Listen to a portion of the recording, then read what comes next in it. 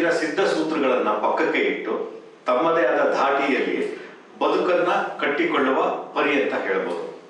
ನನ್ನಲ್ಲಿದ್ದ ಒಂದಷ್ಟು ತವಕಗಳು, ಹಾಗೆ ನಾನು ಪ್ರಯಾಣ ಮಾಡಿದಂತಹ ಹಾದಿ, ಹಾಗೆ ಬದುಕನ್ನು ನೋಡುವ ಬಗೆ ಮತ್ತು ಎಂತಹ ವಿಷಮ ಸ್ಥಿತಿಯಲ್ಲೂ ಕೂಡ ಪ್ರತಿ ಕ್ಷಣಗಳನ್ನ ಆತ್ಮವಿಶ್ವಾಸದಿಂದ ಸ್ವೀಕರಿಸುವ ಪರಿ, ಈ ಎಲ್ಲದರ ಹೂರಣವನ್ನ ಒಂದು ಕಥಾ ಚೌಕಟ್ಟಿನಲ್ಲಿ ನನ್ನದೇ ಆದ ಚೇಷ್ಟೆ ಮೂಲಕ ಹೇಳಿದ್ರೆ ಅದೇ ನೀರ್ತೋಸೆ. ನಮಗೆ ಜಡೆ ಇಲ್ಲ ತೊಡೆನ ನೋಡಿದ್ರೆ ಸ್ತಬ್ಧರಾಗ್ಬಿಡ್ತೀವಿ, ಬೇರೆ ನೋಡಿದ್ರೆ ಮೂಕ ಸ್ತಬ್ಧರಾಗ್ಬಿಡ್ತೀವಿ. ನಾನು ಈ ಚಿತ್ರ ಮಾಡೋದಕ್ಕೆ ಒಪ್ಪಿದ್ದು ಯಾಕೆ ಅಂದ್ರೆ, ಒಂದು ನಿರ್ದೇಶಕರ ಮೇಲೆ ನನಗೆ ಇದ್ದಂತ ನಂಬಿಕೆ. ಜಗ, ಏನ್ ಶಾನ್ಭೋಗ್ರೆ, ಈ ಮಸಾಲೆ ದೋಸೆ ಸಿನಿಮಾದಿಂದ ಅರ್ಧಕ್ಕೆ ಹೊರಗಡೆ ಹೋಗಿದಾರಲ್ಲ ಆ ಚಿತ್ರನಟಿ ಸೌಮ್ಯ, ಅಯ್ಯಮ್ಮ ಹೆಂಗ? ಅವರು ಒಂಥರ ಅವರೇ ಕಾಯಿದ್ದಂಗೆ, ಹುಳ ಇದ್ರು ಸೊಗುಡು ಜಾಸ್ತಿ. ಈ ಸಿನಿಮಾ ನಮಗೆ ಸಿಕ್ಕಿದಾಗ ನಮ್ಗೆ ಒಳ್ಳೆ ಎಕ್ಸ್ಪೀರಿಯನ್ಸು, ಒಳ್ಳೆ ಚಿತ್ರ, ಒಳ್ಳೆ ಕಥೆ ಎಲ್ಲವೂ ಸಿಕ್ಕಿದಾಗ. ಬುಕ್ಕಲ್ಲಿ ಜಯಮಾಲಿನಿ ಫೋಟೋ ಯಾಕೋ ಇಟ್ಕೊಂಡಿದ್ಯಾ? ನಂಗೆ ಆಯಮ್ಮನ್ ಕುಂಡಿ ಕಂಡ್ರಿಷ್ಟ. ಇನಿಷಿಯಲಿ ನಾನು ಅನ್ಕೊಂಡಾಗ, ಡಿಸ್ಕಸ್ ಮಾಡಿದಾಗ, ಸ್ಟೋರಿ ಕೇಳಿದಾಗ ನೋ ನೋ ನೋ ನೋ ಬೇಡ ಅಂತಾನೆ ಅನ್ಸಿತ್ತು. ಹೌದು, ಈ ವಯಸ್ಸಲ್ಲಿ ಸ್ಟ್ರೆಂತ್ ಹೇಗೆ? ನೀವು ಜ್ವರ ಬಂದ್ರೆ ಏನ್ ಮಾಡ್ತೀರಿ? ಮಾತ್ರೆ ತಗೋತೀನಿ. ನಾನು ಅಷ್ಟೇ, ಮಾತ್ರೆ ತಗೋತೀನಿ. ಎಲ್ರು ನಿಂತೋಗಿರೋ ಸಿನಿಮಾನ ಯಾಕೆ ಮಾಡ್ತಿದ್ದೀರಾ ಅಂತ ಕೇಳಿದ್ರು. ಅದು ಯಾಕೆ ಮಾಡಿದ್ವಿ ಅಂತ ನೀವು ತಿಳ್ಕೋಬೇಕು ಅಂತಂದ್ರೆ ಈ ಸಿನಿಮಾ ನೋಡಿದ್ರೆ ನಿಮ್ಗೆ ಗೊತ್ತಾಗುತ್ತೆ. ಅದ್ಯಾಕೋ ಆ ರಾಜಲಕ್ಷ್ಮಿ ಮೇಡಮ್ ಕಂಡ್ರೆ ಹಂಗುರದ್ ಬೀಳ್ತೀಯಾ? ಆ ಅಮ್ಮ ಒಂಥರ ಅನ್ನನ ಸಣ್ಣಿದ್ದಂಗೆ, ಎತ್ಲಾಗ್ ನೋಡಿದ್ರು ಮುಳ್ಳು. ಇದು ಸ್ಟೋರಿ ಬೇಸ್ಡ್ ಸಿನಿಮಾ ಅಲ್ಲ, ನಿಜವಾಗಿ ವೇರಿಯಸ್ ಘಟನೆಗಳು. ಆ ಘಟನೆಗಳನ್ನೆಲ್ಲ ಒಂದಕ್ಕೊಂದಕ್ಕೆ ಸೇರಿಸಿ ಒಂದು ಅದ್ಭುತವಾದ ಕೊಲಾಜ್ ಮಾಡಿದ್ದಾರೆ. ಜಗ, ಏನ್ ಶಾನ್ಭೋಗ್ರೆ, ಆ PG ಓನರ್ ಹೆಂಡತಿ ಎಷ್ಟು ಟೈಟಾಗಿ ರವಿಕೆ ಹೊಲಿಸ್ಕೊಂಡಿದ್ದಾಳ. ಏನ್ ಮಾತ್ರೆ ತಗೊಂಡ್ರ? So to summarize in 3 main points, one is the footage, second is the script, third is the director, which forced us, or the script pulled us towards the project. ಹಾಗಾದ್ರೆ ಶಾರದಾಮಣಿ ನಿನಗೆ ಪರಿಪೂರ್ಣವಾಗಿ ಒಪ್ಪಿಗೆನಾ? ನಮ್ಗಣ್ಣು ಇಷ್ಟ ಆದ್ಮೇಲೆ ಸಿಪ್ಪೆ ಸುಲಿಯೋದು. I loved the script. I loved everything about my role, and that was the reason why I said yes. ಗಡಿಯಾರದಲ್ಲಿ ಮುಳ್ಳಿದೆ ತಾನೆ? ಇದೆ. ಹಾಗಾದ್ರೆ ಧೈರ್ಯವಾಗಿ ಟೈಮ್ ಹೇಳ್ರಿ, ಹೆದರಿಕೆ ಯಾಕೆ? ನೀವು ಹೆಸರಿಗಷ್ಟೇ ಹಸು, ಗುಮ್ಮುದ್ರೆ ಎತ್ತೆ. ಕೊಟ್ಟಿಗೆ ಮನೆಗೆ ಬಂದಾಗ ಹುಷಾರು. ಫಸ್ಟ್ ನನಗೆ ತುಂಬ ಇಂಪ್ರೆಸ್ ಆಗಿದ್ದು ಅದು ಕಥಾವಸ್ತು, ನಾವೇನು ಕಂಟೆಂಟ್ ಅಂತ ಹೇಳ್ತೀವಿ ಅದು. ಎಷ್ಟೊಂದು ಕಡೆ ಇವಾಗ ನನ್ನನ್ನು ನಾನು, ದೇಶಕ್ಕಾಗ್ಲಿ ದೇಹಕ್ಕಾಗ್ಲಿ ವ್ಯವಸಾಯ ತುಂಬಾ ಮುಖ್ಯ.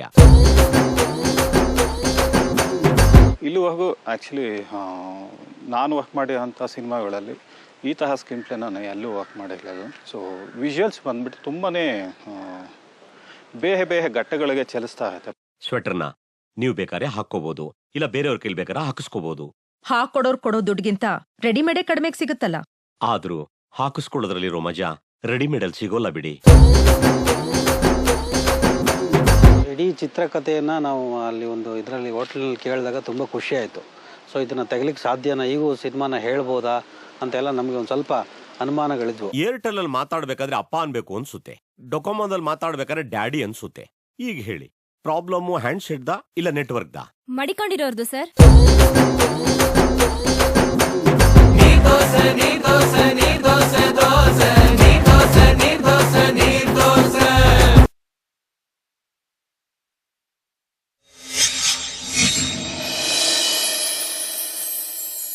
ಹೆಣ್ಣಿಗೆ ಸ್ವಿಚ್ ಹಾಕೋರ್ ಬೇಕು, ಗಂಡಿಗೆ ಬೆಳಕು ಕೂಡ ಬಲ್ಪ್ ಬೇಕು. ಮದುವೆ ಆದ್ಮೇಲೆ ಇಂಥ ಒಪ್ಪಂದದ ಮೇಲೆ ವಿದ್ಯುತ್ ಹರಿತಾನೇ ಇರುತ್ತೆ. ಹೌದು, ಈ ವಯಸ್ಸಲ್ಲಿ ಸ್ಟ್ರೆಂತ್ ಹೇಗೆ? ನೀವು ಜ್ವರ ಬಂದ್ರೆ ಏನ್ ಮಾಡ್ತೀರಿ? ಮಾತ್ರೆ ತಗೋತೀನಿ.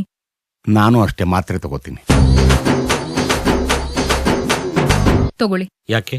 ತಗೊಳ್ಳಿ ಹೇಳ್ತೀನಿ. ಸಾಫ್ಟ್ ಆಗಿದೆ. ಖರ್ಚೀಫು? ಕೆಲವು ಹೆಂಗಸರು 4,000 ರೂಪಾಯಿ ಸೀರೆಗೆ 40 ರೂಪಾಯಿ ಬ್ರಾ ಹಾಕೊಂಡಿರ್ತಾರೆ, ಗೊತ್ತಾ? ಏನ್ ಶಾನ್ಭೋಗ್ರೆ, ಆ PG ಓನರ್ ಹೆಂಡತಿ ಎಷ್ಟು ಟೈಟಾಗಿ ರವಿಕೆ ಹೊಲಿಸ್ಕೊಂಡಿದ್ದಾಳ. ಈ ಮಸಾಲೆ ದೋಸೆ ಸಿನಿಮಾದಿಂದ ಅರ್ಧಕ್ಕೆ ಹೊರಗಡೆ ಹೋಗಿದ್ದಾಳಲ್ಲ ಆ ಚಿತ್ರನಟಿ ಸೌಮ್ಯ, ಅಯ್ಯಮ್ಮ ಹೆಂಗ ಅವರು ಒಂಥರ ಅವರೇ ಕಾಯಿದ್ದಂಗೆ, ಹುಳ ಇದ್ರು ಸೊಗುಡು ಜಾಸ್ತಿ.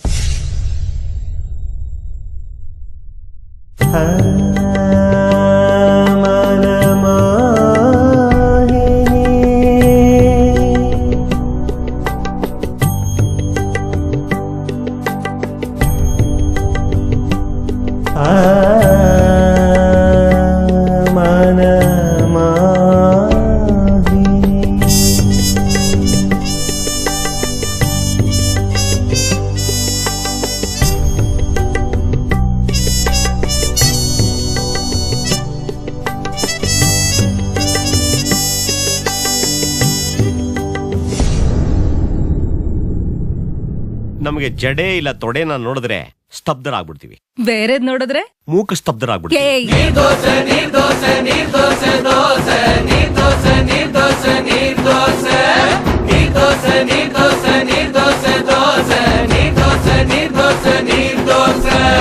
ಇವ್ರಿಗೆ ಉದ್ದಿನೊಡೆ ತಿಂದ್ರೆ ಉಪ್ಸ ಬಂದ್ಬಿಡುತ್ತೆ, ಹಾಗಾಗಿ ಅವಾಗ ದಮ್ಮುಡಿತಾರೆ.